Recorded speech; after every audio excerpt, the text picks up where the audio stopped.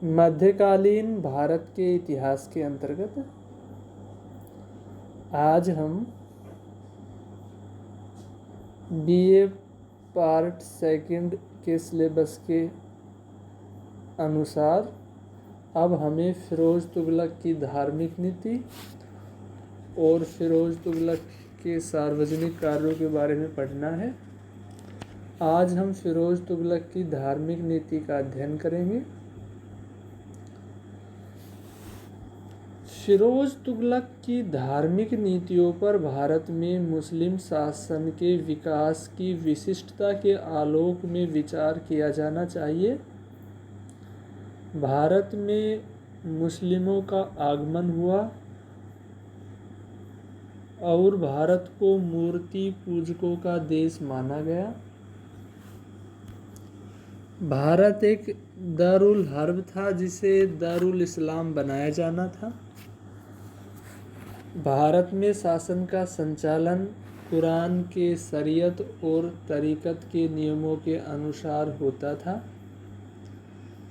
किंतु प्रारंभ से ही दिल्ली सुल्तानों ने इस तथ्य को स्वीकार किया कि भारत की बहुसंख्यक जनता हिंदू थी, इसलिए साम्राज्य निर्माण इस वर्ग के सहयोग और समर्थन के बाद ही संभव था।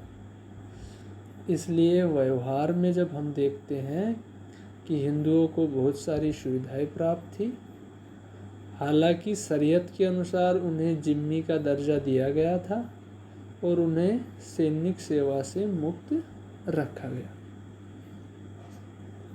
ये सैद्धांतिक स्थिति थी। अलाउद्दीन खिलजी ने प्रशासनिक नीतियों को धर्म से पृथक रखने की कोशिश की।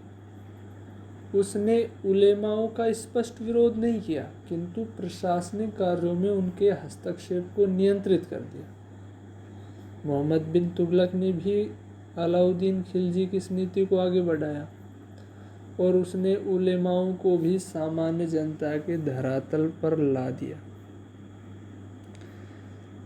दूसरा, उन्होंने अन्य धर्मावलंबियों के साथ भी संपर्क स्थापित किया, किंतु फिरोज तुगलक ने पूर्ववर्तियों की या पूर्व नीतियों को उलट दिया। उसने राज्य का घोषित उद्देश्य इस्लाम का संवर्धन करार दिया। आरसी मजूमदार ने फिरोज तुगलक को एक कट्टर मुस्लिम शासक करार किया है, जिसने राज्य के कार्यों का संचालन इस्लाम धर्म के सिद्धांतों के आधार पर करने की कोशिश की। फिरोज तुगलक ने उलेमाओं को राज्य व्यवस्था का एक अंग बना दिया, इतना तक कि उसने अपनी प्रशासनिक नीतियों का अनुमोदन भी उलेमाओं से कराने लगा। उसने कुरान के कानून को राज्य कार्यों का निर्देशक घोषित किया और शरीयत एवं तरीक़त के कानूनों का विस्तार से पालन किया। यही वजह है कि उसने खम्स नामक कर को कुरान के अनुसार संशोधित किया। जैसे अलाउद्दीन खिलजी के समय खम्स में राज्य का हिस्सा 4/5 भाग और सैनिकों का हिस्सा 1/5 भाग निर्धारित किया गया था। मोहम्मद बिन तुगलक के समय भी यही दर जारी रही। फिरोज ने खम्स को कुरान के नियमों के अनुसार परिवर्तित किया। अब राज्य का हिस्सा 1/5 भाग और सैनिकों का हिस्सा 4/5 भाग निर्धारित किया गया। अफीफ ने धर्म के संरक्षक के रूप में साथ ही रहस्यवादियों के शिष्य के रूप में सुल्तान की बड़ी प्रशंसा की है। अफीफ का कहना है कि फिरोज तुगलक किसी सैनिक अभियान से पूर्व दिल्ली के संतों की मज़ार पर जाया करता था। फिरोज तुगलक ने जलालुद्दीन के खानकाह का पुनर्निर्माण करवाया। फिरोज तुगलक ने इनाम और वक्फ की भूमि पुनः उलेमाओं को प्रदान की, जो उन लोगों को स्थायी रूप से दे दिया गया। उन्होंने इस्लाम धर्म के प्रभाव में क्रूर दंड विधान को भी बदल दिया। जैसे अंग भंग करना, नाक काट लेना आदि शामिल था।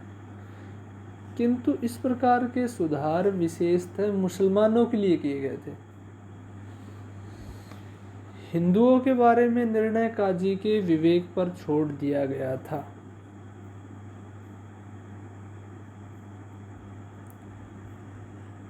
कहने का मतलब है कि उनका दृष्टिकोण संकुचित, संकीर्ण था। उलेमाओं के प्रभाव के कारण भारत में इस्लाम का प्रसार करना, हिंदुओं को बलात् मुसलमान बनाना, हिंदू मंदिरों और मूर्तियों को ध्वंस करना, हिंदुओं पर नाना प्रकार के अत्याचार करना, ये सब फिरोज के शासन के मुख्य ध्येय बन गया। फिरोज ने स्वयं अपने आत्मचरित्र में लिखा है कि मैंने अपनी काफिर प्रजा को पैगंबर का धर्म स्वीकार करने के लिए बाध्य किया और यह घोषणा की कि जो भी अपने धर्म को छोड़कर मुसलमान बन जाएगा उसे जजिया से मुक्त कर दिया जाएगा। नगरकोट और जाज नगर पर फिरोज के आक्रमण उसकी धार्मिक नीति से प्रेरित थे। इन दोनों ही स्थानों पर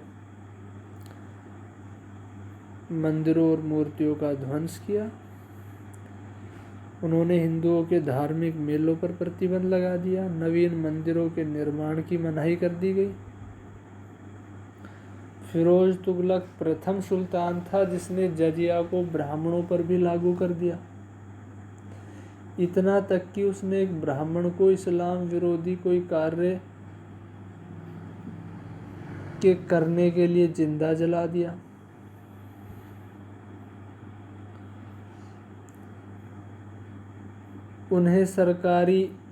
फिरोज ने हिंदुओं को इस्लाम धर्म ग्रहण करने के लिए प्रोत्साहित किया। सरकारी पद, उपाधि, शिक्षा, अस्पताल की सुविधाएं, जजिया से मुक्ति आदि प्रलोभन दिए गए।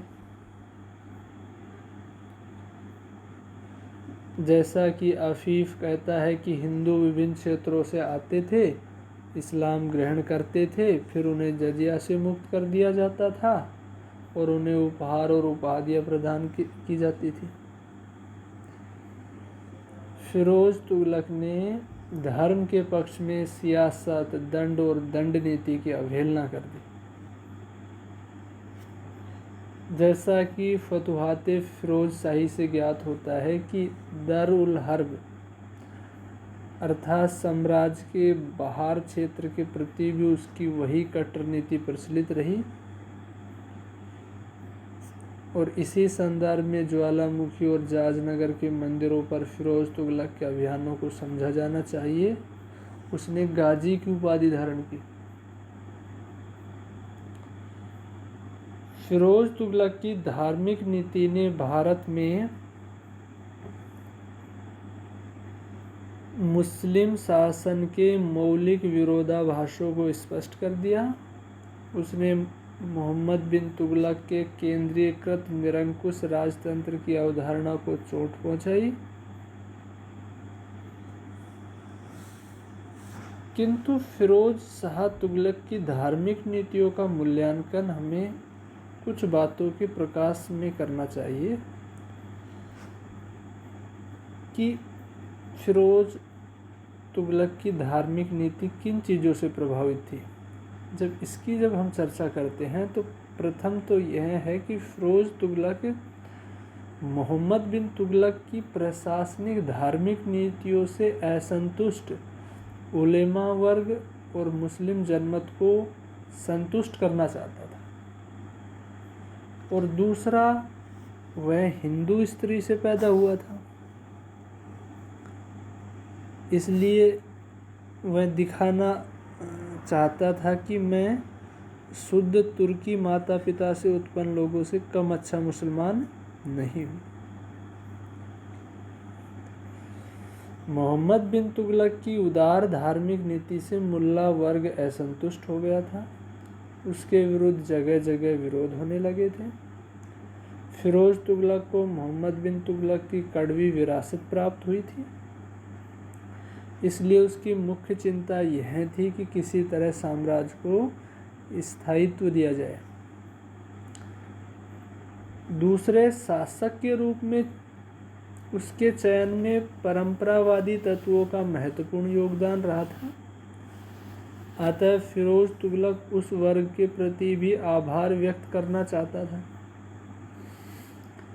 उसी तरह वह हिंदू स्त्री से उत्पन्न था, अतः एक प्रकार की हीन भावना से ग्रसित था। उसकी मुख्य चिंता यह थी कि एक कट्टर मुस्लिम के रूप में मुस्लिम समुदाय में प्रतिष्ठित रहे। अतः धार्मिक नीति फिरोज तुगलक की राजनीतिक और प्रशासनिक बाध्यता भी हो सकती है। यद्यपि उसने कुछ रचनात्मक उद्योग भी किए और इस कार्य में धार्मिक उदारता बरती, जैसे उसने संस्कृत के कुछ महत्वपूर्ण ग्रंथों का फारसी में अनुवाद कराया। लेकिन जो भी कारण रहे हो, फिरोज तुगलक की धार्मिक नीति सल्तनत के लिए विघटनकारी सिद्ध हुई। उसने एकीकृत साम्राज्य की नीतियों को उलट दिया